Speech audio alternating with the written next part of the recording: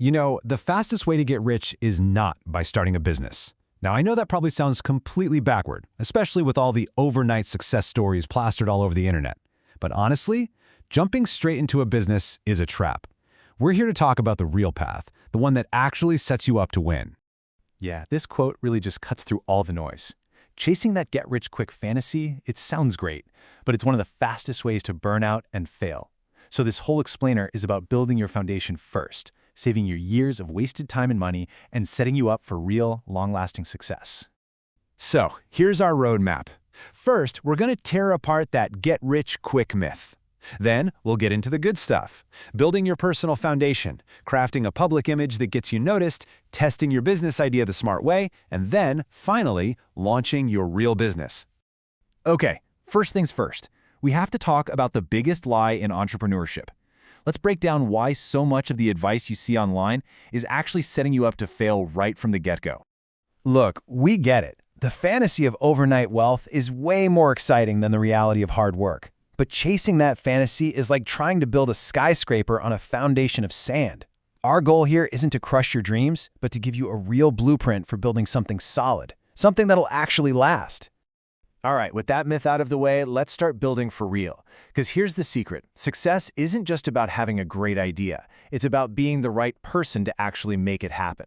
And that all starts with a rock-solid personal foundation. So, this is where we kind of flip the script on that classic advice. We're always told to follow your passion, right? But what if your passion is, a dead end financially? The source suggests something much smarter. Inspired by the billionaire Ray Dalio, find your game. Your game is what you're naturally good at, the stuff that the world will actually pay you for. That's where the real money is. And this is a perfect illustration. The author of our source material did all of these different things. Selling fish door to door, flipping cars, on the surface they seem totally random. But by trying all this stuff, he found the common thread. He was naturally amazing at face-to-face sales and just dealing with people. The lesson is simple. You have to experiment to find your true strengths. So once you start figuring out what your game is, this next step becomes a powerful mindset shift. This quote says it all. Your job isn't just about the paycheck. It's your paid education. Every single role, no matter how boring or small it seems, is a chance to learn skills you're going to use for the rest of your life. Just to really drive this home, take this example. Being a carpenter might seem totally unrelated to starting a tech company, right? But look closer. You're learning technical design, how to quote a project accurately, and customer service. These are the absolute fundamentals of business. The way you learn in the small jobs is how you'll perform in the big ones. Okay, so you're busy building your skills on the inside, but how do you show the world what you're worth? Well, that brings us to our next crucial section, crafting your public image. This is the million-dollar question, isn't it? In a world that's just flooded with noise, how do you actually stand out? How do you make sure that when you leave a room, people remember who you are? Our source has this amazing story that answers this perfectly. Okay, you have to hear this. Check out this timeline. The author failed to qualify for the Helicopter World Championships. So what did he do? He found a loophole and went as a team coach. But here's the genius part. After the official competition was over, he flew the world's first ever model helicopter firework display. He literally stole the show. He made a bigger splash than the guys who actually won. So 2 years later, when he did qualify, everybody already knew his name. And that's the whole point of the helicopter story. It's not enough to just think you're great. You have to create proof. Don't tell people you're a genius. Show them something unforgettable. That is how you build an image that sticks. You've built your skills. You've crafted your image. Now, finally, we can get to the business idea. But listen, you don't just quit your job and bet the farm. You start by watching, and then you test. This is where that whole work-to-learn mindset pays off big time. At the end of the day, every business just solves a problem for someone, and the best place to find problems is right where you are now. The author saw all the issues at the model shop where he worked: terrible location, bad inventory, clueless staff. He basically got paid to do market research for his future competition, his own much better business. So to test your solution without risking everything, you borrow a concept from the startup world, the minimal viable product, or MVP.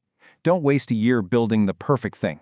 Just release the simplest, most basic version you can to see if anyone actually wants it. The source even talks about listing products for sale that he didn't even have yet, just to see if people would buy them. Now that is a low-risk test. Now, as you start testing your ideas with a little side hustle, there's one incredibly powerful principle you need to be hunting for. It's often called the Pareto principle, but most of us just know it as the 80-20 rule. This chart shows you exactly how it works, and the idea is really simple, but it is so profound. It suggests that for pretty much anything, a huge chunk of your results, we're talking 80%, comes from a tiny fraction of your effort, about 20%. So your mission in this testing phase is to be a detective and find that critical 20%. What are the few things that are actually moving the needle? And this isn't just some abstract business theory, right? You see this pattern everywhere you look. The key is to take this idea and point it directly at your side hustle. Find the 20% of your customers or your products or your marketing tricks that are bringing in 80% of the money, and then you just pour all your energy into that. All right, you've done the prep work, you've built the skills, you've crafted the image, you've found the problem, and you've tested your solution. You've found your golden 20%. Now, and only now, are you ready for the main event? So let's just put it all together. Look at this path. It's a logical system, not a lottery ticket. You find your talents, you work to learn, you build your image with real proof, you find problems to solve, you test your ideas with a side hustle, and then you launch. This isn't about getting lucky, it's about stacking the deck so far in your favor that it's hard to lose. And this really brings us to the single most important idea of this whole explainer. Starting the business is not step one. It's the final exam. It's the grand finale after all the practice and preparation. Way too many people try to skip straight to the final exam without ever going to class, and that's exactly why so many of them fail.